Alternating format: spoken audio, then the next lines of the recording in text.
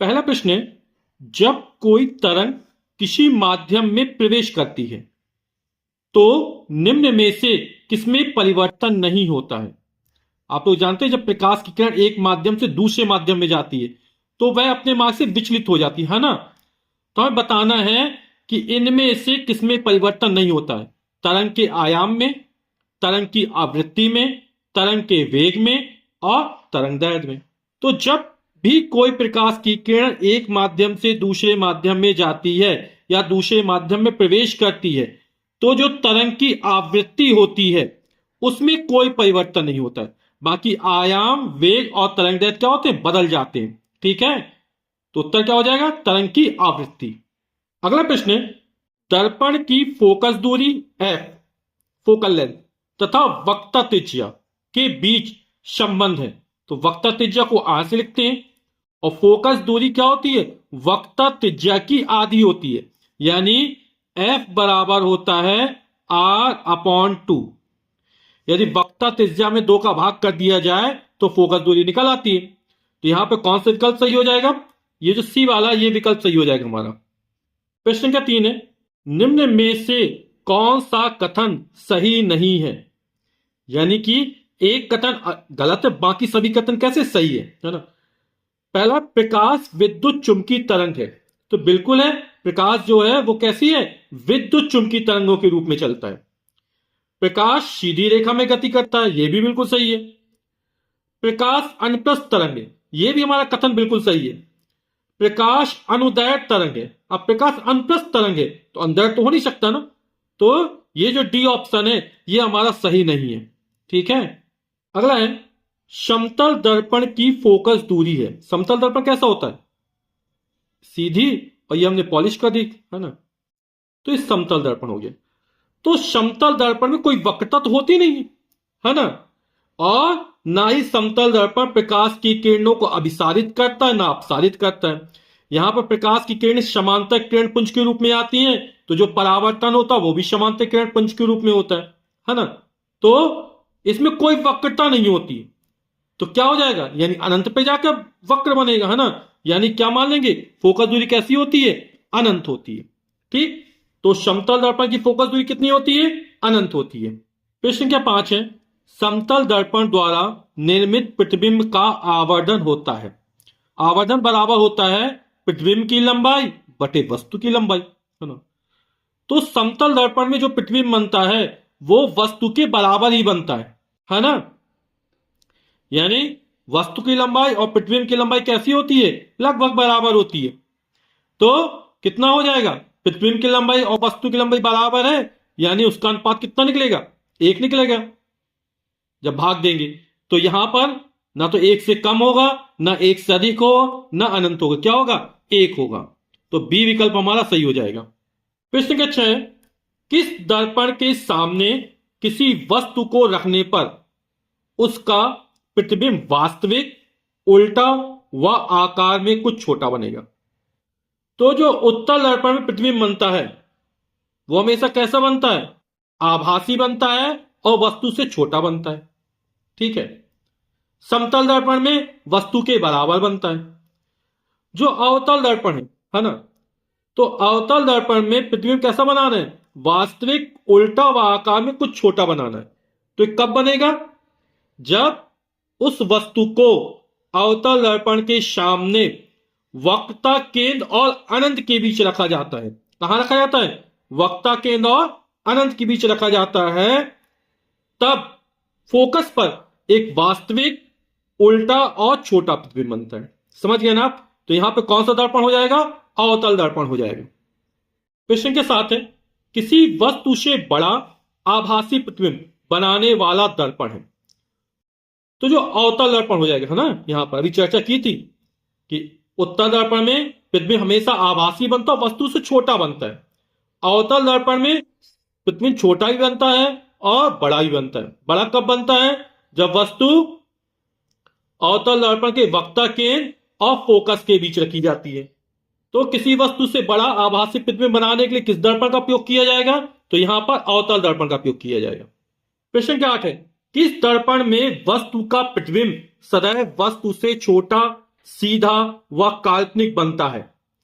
अवतल दर्पण, उत्तल दर्पण होगा, समतल दर्पण, इनमें से कोई नहीं। तो आप लोग समझ गए कौन सा विकल्प सही हो जाएगा? प्रतिबिंब कैसा बन रहा है? सदैव वस्तु से छोटा बन रहा है, सीधा बन रहा है, काल्पनिक या आभासी बन रहा है। तो ये सारी विशेषता किस प्रतिबिंब में होती है? जब प्रतिबिंब बनता है उत्तल दर्पण से। आप लोग बिल्कुल सही पहचान गए, है ना। प्रश्न संख्या 9 है, किसका दृष्टि क्षेत्रफल सबसे अधिक होता है? समतल दर्पण का, अवतल दर्पण का, उत्तल दर्पण का, उत्तल लेंस का।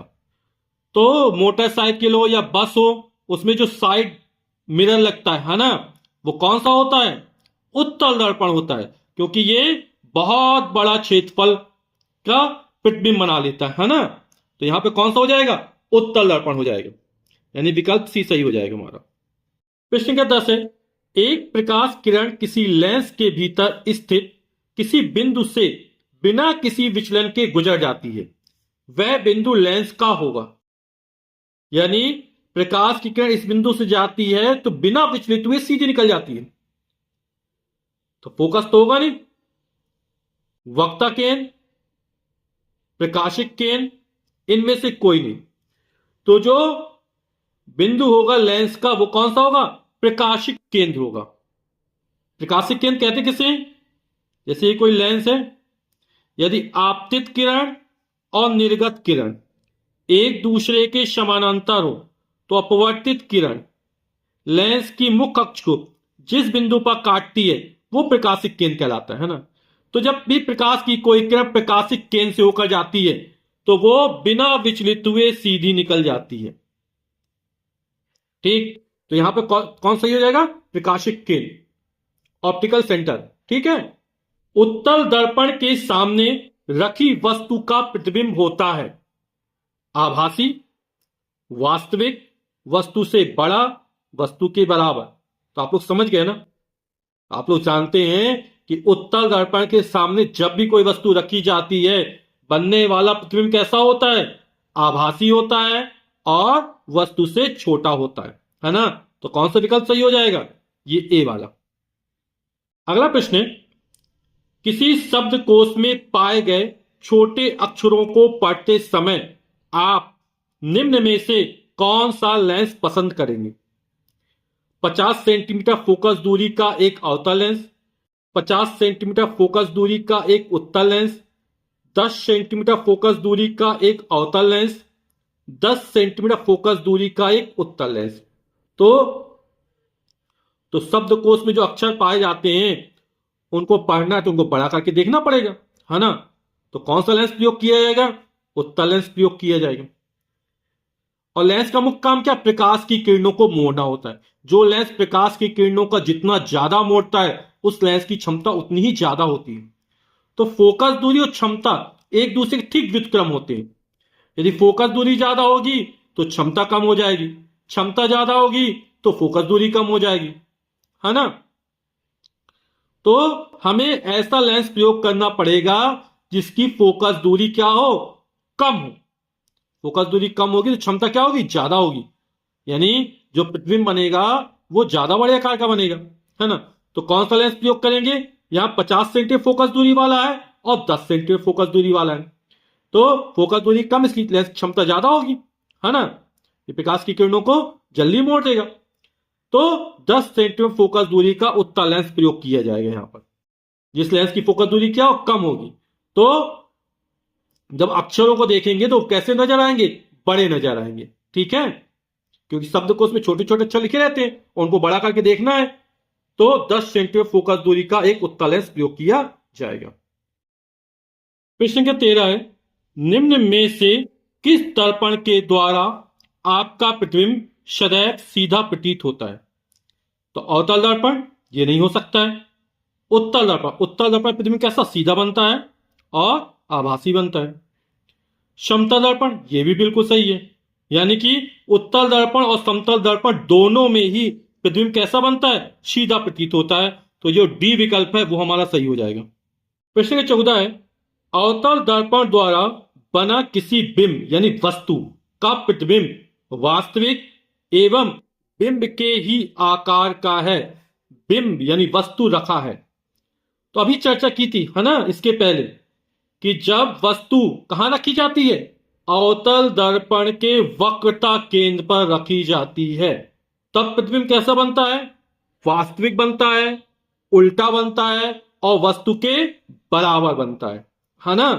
तो इसमें कौन सा विकल्प सही हो जाएगा? आप लोग समझ गए ना। दर्पण के फोकस पर यह नहीं हो सकता है, वक्ता केंद्र में फोकस के बीच ये भी नहीं हो सकता है।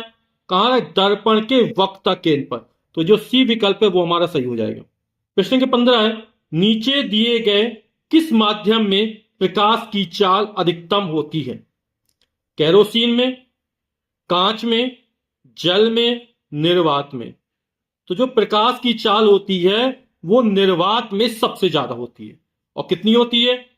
3 × 10⁸ मीटर प्रति सेकंड। ठीक है, ये प्रकाश की चाल होती है निर्वात या वायु में। तो सबसे ज्यादा जो प्रकाश की चाल होती है, अधिकतम चाल, वो कहां होती है? निर्वात में होती है। अगला प्रश्न है, एक उत्तल दर्पण द्वारा उत्पन्न आवर्धन सदैव होता है। तो आवर्धन किसे कहते हैं? आवर्धन बराबर होता है प्रतिबिंब की लंबाई बटे वस्तु की लंबाई, है ना। तो उत्तल दर्पण प्रतिबिंब कैसा बनता है? आभासी बनता है और वस्तु से छोटा बनता है। यानी प्रतिबिंब छोटा है और वस्तु बड़ी है, यानी अंश की संख्या छोटी है, हर की संख्या बड़ी है। तो मान कैसा निकलेगा? एक से कम निकलेगा ना, है ना। और कैसा होना चाहिए? धनात्मक होना चाहिए। तो एक से अधिक ये नहीं हो सकता है, धनात्मक एवं एक से कम। तो ये वाला विकल्प सही हो जाएगा कि उत्तल दर्पण द्वारा उत्पन्न आवर्धन सदैव कैसा होता है? हमेशा एक से कम होता है ना। एक के बराबर ये भी नहीं हो सकता, एक से अधिक ये भी नहीं हो सकता है। तो बी विकल्प हमारा सही हो जाएगा, एक से कम होगा आवर्धन। अगला प्रश्न है, किसी गोली दर्पण तथा किसी पतले गोली लेंस दोनों की फोकस दूरियां -15 सेंटीमीटर है। यानी कि गोली दर्पण की फोकस दूरी -15 सेंटीमीटर है और गोली लेंस की भी फोकस दूरी -15 सेंटीमीटर है। दर्पण तथा लेंस संभवतः है दोनों अवतल, दोनों उत्तल, दर्पण अवतल तथा लेंस उत्तल, दर्पण उत्तल तथा लेंस अवतल। तो आप लोग जानते हैं चिन्ह परिपाटी के अनुसार चाहे अवतल दर्पण हो और चाहे अवतल लेंस हो, दोनों की फोकस दूरी कैसी होती है? ऋणात्मक होती। तो यहां पर दोनों क्या हो जाएगा? अवतल हो जाएगा। अवतल दर्पण और अवतल लेंस। प्रश्न का 18 है, एक अवतल लेंस प्रयोग में आता है आवर्धक लेंस के रूप में। ये नहीं होता है, आवर्धक लेंस के रूप में उत्तल लेंस का प्रयोग किया जाता है। कार के पीछे की ओर की वस्तुओं को देखने के लिए, तो कार के पीछे की ओर वस्तुओं को देखने के लिए अपन उत्तल दर्पण का प्रयोग करते हैं, है ना। निकट दृष्टि दोष दूर करने के लिए चश्मों में, ये सही है। निकट दृष्टि दोष में व्यक्ति को निकट का तो स्पष्ट दिखाई देता है, दूर का स्पष्ट दिखाई नहीं देता। और दूर का स्पष्ट देखने के लिए चश्मों में अवतल लेंस का प्रयोग किया जाता है और साधारण कैमरों में उत्तल लेंस का प्रयोग किया जाता है ना। तो हमारा जो सी विकल्प है वो सही हो जाएगा। अगला प्रश्न है, एक लेंस की क्षमता +1D, डी मतलब डायोप्टर, और ये लेंस की क्षमता का मात्रक होता है, उसकी फोकस दूरी है। तो फोकस दूरी ज्ञात करना, फोकस दूरी F बराबर होता है 1/P। ठीक है, और लेकिन जब लेंस की क्षमता डायोप्टर में दी जाए तब यहां पर 100/P होता है।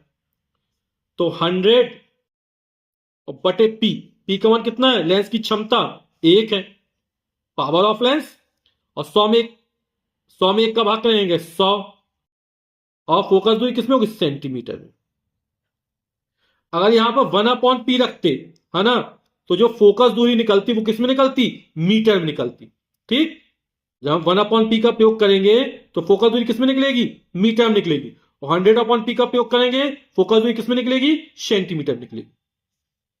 तो यहां पर कौन सा विकल्प सही हो जाएगा? ए वाला। अगला प्रश्न है, 50 सेंटीमीटर फोकस दूरी वाले अवतल लेंस की क्षमता है। तो अवतल लेंस की फोकस दूरी कितनी दी जा रही है? 50 सेंटीमीटर। और चिन्ह परिपाटी के अनुसार अवतल लेंस की फोकस दूरी कैसी होती है? ऋणात्मक होती है। अभी हल किया था, फोकस दूरी सेंटीमीटर में दी गई है, तो P इक्वल टू क्या होगा? वैसे 1/F होता है, जब फोकस दूरी किसमें दी जाए, मीटर में दी जाए।